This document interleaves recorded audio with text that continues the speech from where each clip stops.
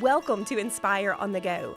This season, we are focusing on growing together. It's exciting to know that we can grow in our relationship with Jesus and friendships with one another. Daily, as we abide in Jesus and invite His Word to abide in us, spiritual growth takes place in and through our lives. So, what does growing together look like for you in your life and ministry setting? Grab a cup of coffee and join the conversation. Hey, sweet friends, it's Andrea. I hope that your day is off to a great start. I am so excited about our summer series of service. It is just so inspiring to know that we can literally be the hands and feet of Jesus as we live out our daily callings. And I hope that you have had a chance to listen to the other two episodes where we feature different aspects of Arkansas Baptist Children and Family Ministries. And today we're going to continue on with Summer Colbert. Welcome to the podcast. Thank you so much for having me. I am so excited to meet you in person. We've talked on the phone. I've heard about you. And so to actually see you and to meet you is such a joy. Tell us a little bit about you and your role at Arkansas Baptist Children and Family Ministries. Absolutely. So first and foremost, I am a Jesus-loving girl. And we love that. We do. That's a prerequisite for this kind of work. I'm a wife to my husband. We're about to celebrate 19 years of marriage. And together we have 3 children, 2 biological boys, 16 and 12. And then our youngest joined us through adoption as a newborn 8 years ago. And we have kids and dogs running around, and I wear many hats and spin many plates. I'm also a podcast host for the Love Regard podcast and the soon-to-be released Called to Love podcast on the Christian Parenting Network. And so I'm bored. I just sit around and eat bonbons all day long. I have nothing to do. Nothing to see. Exactly. And then I'm blessed to lead a group of what we call champions through the Ministry of Connected, which we'll dive into today. And so I just have a heart for ministering where the Lord has called, and it's been an interesting journey. That's great. And Connected is a part of Arkansas Baptist Children and Family Ministries. We just love that there's so many different divisions and areas of specified ministry, and we are going to just dive deep into that today. But before we get to that, let's just learn a little bit about you. Tell us about your backstory, how you came to know the Lord, and just how He has prepared you for such a time as this. Oh my goodness. How long do you have for this episode today? No. I was so blessed to grow up in a home where my parents prioritized church. And so I can always remember being in church, but specifically when we became members of, as it were, First Baptist Springdale before it became Cross Church, I was 9 years old sitting up in the balcony, and I can tell you exactly where I was that morning. And there was no specific message that really just stirred my heart that day. It was just the Lord said, go, come forward. It's time to express that own individual faith and take ownership of that. And so as a 9-year-old girl, I walked all the way down those scary balcony stairs and prayed, and it was amazing. I was baptized that night, and the Lord just kind of took me on a journey as He does, as you're growing as a teen and you're learning to own your own faith.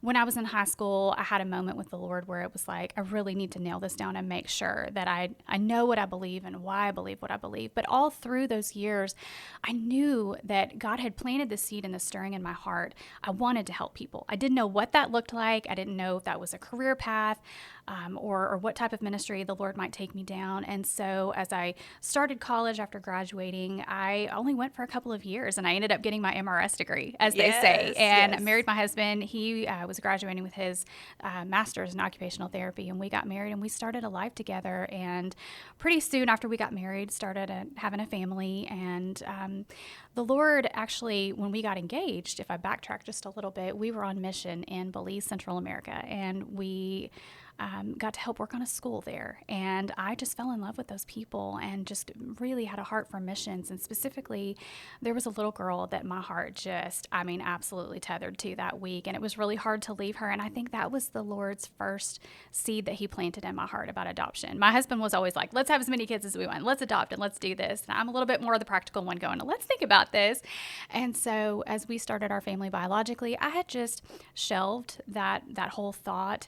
And I remember very distinctly when our second born was probably just about a year. We were driving home on New Year's week, and we had left the boys with my in-laws just to have a little bit of respite and some sleep because our boys were little at that point. And I remember the Lord almost audibly saying to me, "You're going to adopt." And I was like, okay, Lord, let's do this, not having a clue the journey that He had planned for me. And so with that came a tremendous amount of sacrifice and refining and really a call to ministry that I could have never imagined. And while over the process of about 10 years, we pursued 9 different processes. And these were local, they were international, private, domestic, all of the ways that you can possibly seek to add to your family through adoption. Out of all of those, we had only one successful placement. And so there was a lot of really introduction to the brokenness of what adoption is and really the understanding of what adoption is and why we need it in the first place. And so the Lord has used this calling of adoption really to grow me and to bring to life not even a child that's added to our family, but to birth a ministry. And so when Connected called and they were interested in this partnership, specifically piloting with Cross Church, it was an easy yes for me. Because when my husband and I were going through all of these things, it's gut-wrenching, it's heartbreaking, it has ways of refining you that you didn't even know you needed refining in. And we didn't have any resources. We had no guidance. We had no voice of experience leading us along the way. And so when I was presented with the opportunity to be that for others, I was like, I'm in. I mean, I did not even have to think twice about it. And so that is a very small snippet of our journey and why I'm sitting here with you today. Let's talk just a little bit about adoption and how it's such a beautiful picture of the gospel. But also you mentioned that it's broken and that it's hard and that there's a lot of things to navigate. So talk just a little bit, from your perspective about the beauty of adoption and the challenges that are faced when trying to adopt. Absolutely. Well, if you look at just the practical, there's the financial cost, which is typically too great for most families. And so that is a huge barrier. Somebody might have a heart for it, but they don't have the budget for it. And so it takes a lot of sacrifice on that part. I mean, we had to sell a house in order to pay for our private adoption. And we were blessed. And that was the way that the Lord provided. And He can and does provide in many ways. So that's one aspect of it. And then really getting out of the way in having this mindset about adoption that it's about fulfilling a longing or a want in your heart, but really it's about answering a calling to love a child and to steward a child. And I think that's something that we as parents have to remember so much of the time is even our biological children are gifts from God to steward, not to own, right? And so that was a mindset shift that really had to happen for me over a number of years because selfishly, when I make up my mind I want to do something, when the Lord said, Summer, you're going to adopt, I was like, done. Let's have this done yesterday, Lord. I'm in. And that's just not how it works. And so you have to go through mountains of paperwork. You have background checks and fingerprinting and home studies and all of these things. And it all adds up to one word, which is just cost, and not just financial cost, but cost of time, cost of laying yourself down to make this happen or to take the steps for this to happen. And so there's a real challenge with that. But then on top of that, you have the spiritual warfare aspect of it. Because if you look at the reason for adoption, it's because a family has been broken. And one way or another, because we live on this side of sin, death happens, substance abuse, poverty, all of the different reasons why there is a need for adoption. Families who've been called to say yes to a child are being invited into a broken family bloodline in a sense. And I know that goes deep really quick, but it really is the heart of it. And with that, the enemy's on the other side of it, and he has delightfully broken something. So when God's people step in to say yes to that, you're putting, just a big shiny target on your back for him to come after you to try to disable and to distract and to discourage and all of the things that he does, kill, steal, and destroy, right? And so you're setting yourself up for that. And so that's something that I'm really passionate about teaching families. Hey, husbands and wives, first and foremost, you need to be in unity about this, whether it's adoption or foster care. If God's calling you to this, you've got to be in unity as a couple. Understand what you're saying yes to and armor up. Ephesians 6 every day, right? And so that is a huge part of it that I think we miss because we have this hallmark idea of what it is. And it's beautiful. It's amazing. My daughter is the most incredible reward that we could have possibly been given. But through all of that, we still walk through the issues like abandonment trauma and fear and anxiety and things that her little heart and her body and her mind were told in utero that there was some type of disruption happening. And so we walk through that and we deal with that every day in different ways. So there is that sacrifice there too of I've got to educate myself as her parent to steward her well and help her walk through those things and reconcile her story and what God has for her in her life and ultimately point her to Christ just as I would my biological children and anyone else that I'm meant to encounter right in this life because ultimately that's our goal. And so there's so many facets to the adoption and the foster conversation that I think we need to be having more of and equip the church and our church leaders to to have these conversations, because we'll stand from the pulpit and say, we champion this, but we got to have the tools in place so that we can set families up for success. And what I love about that mindset change is it's truly sanctification being worked out in our life, because it's that process of going, Lord, I want to be your hands and feet. I want to do this for your glory. I want to step into, because of the calling on my life, a broken situation and shine the light of Christ and to love. And, you and I have had conversations about adoption because, as the listeners know, I'm adopted. And so I kind of sit on the other side of the table, and I'm just so grateful for those who bring someone into their home and do that hard work. And part of my story is that I did struggle with my adoption. I did struggle with some of those different feelings of abandonment or, struggles. But one thing I like to tell parents who adopt is that, it's not your fault. That's, it's because that's just part of my story. Yes. And I think that when we have that mindset change, that I'm not doing it ultimately for me,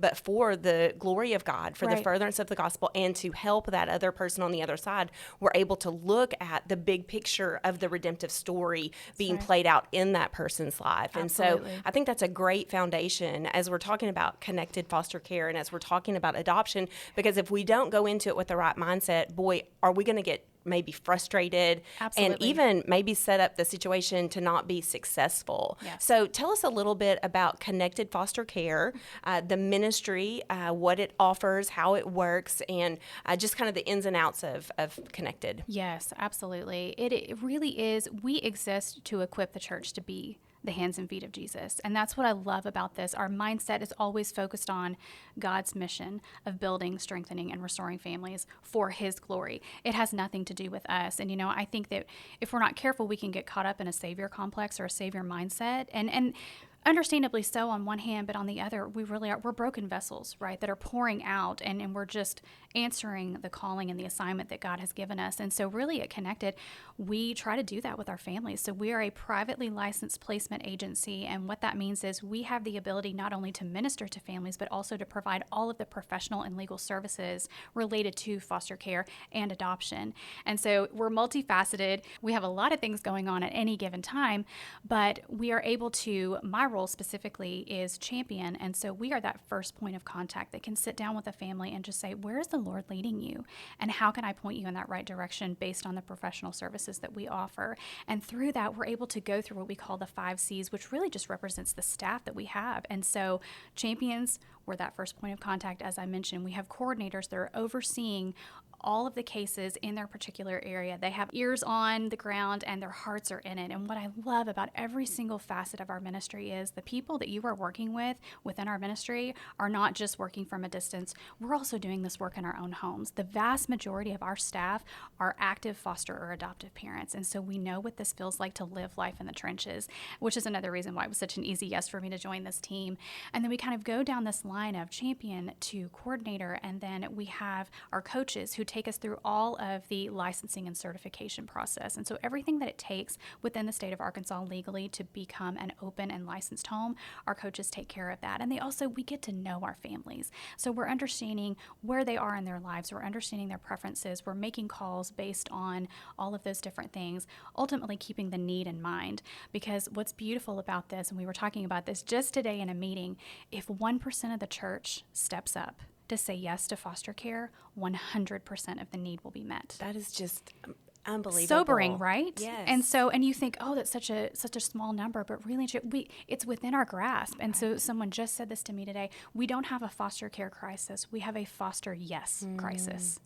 Because we have the ability, and with Connected, we have resources now that we have never had before, in the sense of a faith-based agency that can come alongside and wrap around not just one person and not an unpredictable process, but a team of people that is literally going to circle themselves around you and provide every aspect of care, support, training, everything you need to be boots on the ground, really, and serve life in the trenches. And so I love that as we go forward, even specifically, we have caseworkers that are specific to Connected. And so while you're working with the Department of Children and Families, you've got your own caseworker within our staff that can support you. And then we have counseling on the other side of it, provided through Living Well. And so everything that you could possibly need to be set up for success, we're able to provide. And I boast not in us, but in what Christ has provided in this organization, and how the Lord has blessed, and how we are growing so exponentially that we are having to meet constantly to redirect and make sure that we're doing everything with the utmost excellence to the best of our ability, because we want to serve our families well.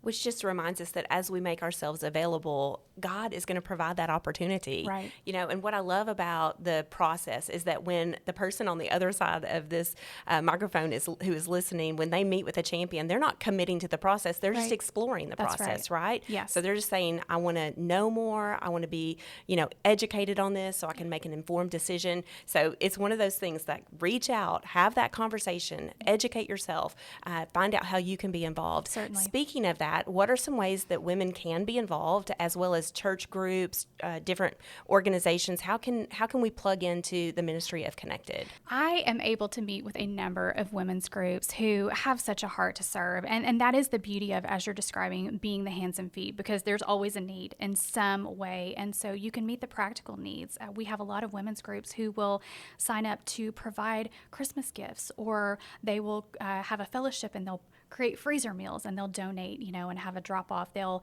write notes of encouragement for our foster families, because there are really hard days that we just need to have the Word of God in front of us. And quite frankly, when you're in the trenches and you're dealing with trauma behavior and all of the different things that encompass foster care and adoption, you just don't even have the strength to pick up God's Word. So if somebody can come in and just insert a little card that they can open up and just take heart, be encouraged. You're doing the Lord's work. Keep going, whatever that looks like.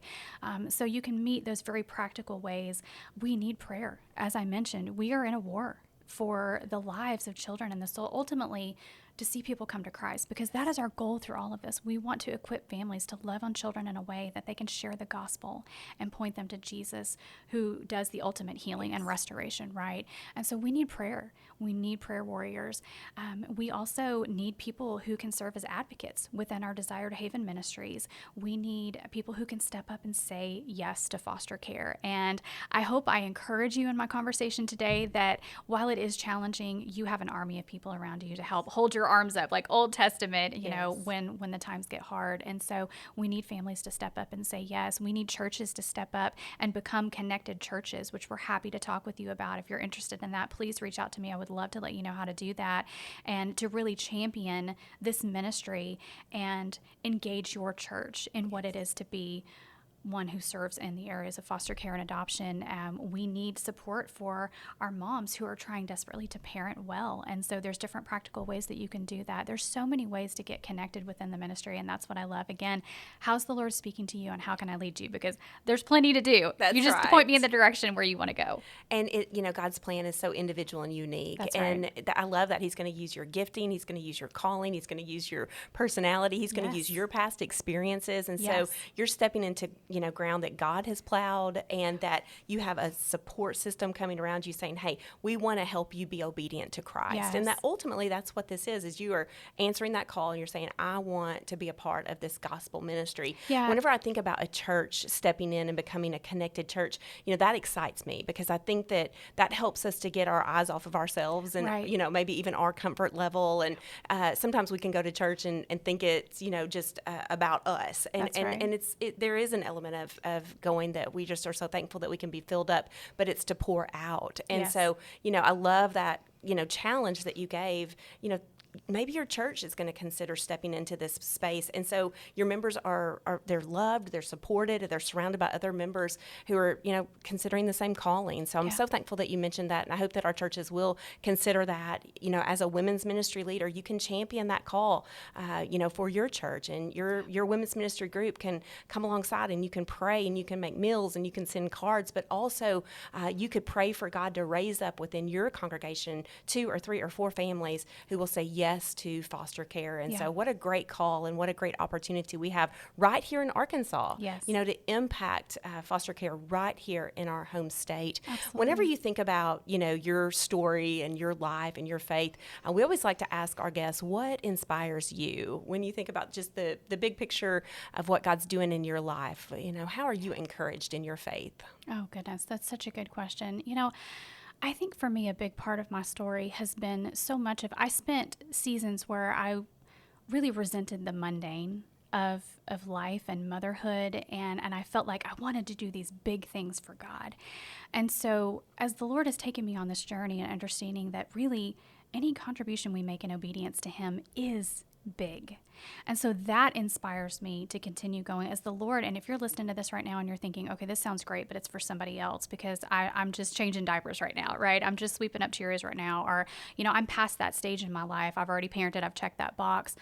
What really inspires me is the ones who they push all that aside and they go, what does the Lord have for me right now? And I've seen that so many with foster parents who they've raised their biological kids and they're like, you know what, I think we're going to foster now, when you should be enjoying those golden years, right? And you see them move forward in obedience and how they impact the lives of others.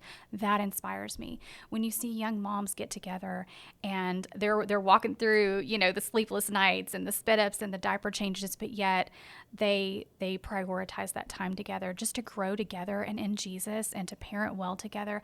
That inspires me because it is all planting seeds and building blocks for them to continue to grow in the Lord and all of that. And so that really, it keeps me going in ministry. Just thinking small and thinking simple really is doing big things for God. Yes. And the potential is great. It is. And it is great every single day. Yes. So thank you so much for that reminder. We are so excited for you as you think about what your summer of service looks like. And not only that, but what the fall looks like for you and for your church, for your women's ministry group. Pray now. Ask the Lord to give you a fresh vision for the work He's going to do in and through your life for His glory. And then get connected with Arkansas Baptist Children and Family Ministry. Reach out to Summer, who is the lead champion for Connected Foster Care. She would love to just have a conversation with you. It starts with a simple conversation of just learning more about the ministry and practical ways that you can get involved in the everyday aspects of life and ministry. Be sure and come back next week. We're going to talk to Living Well Counseling. We're going to hear about all of their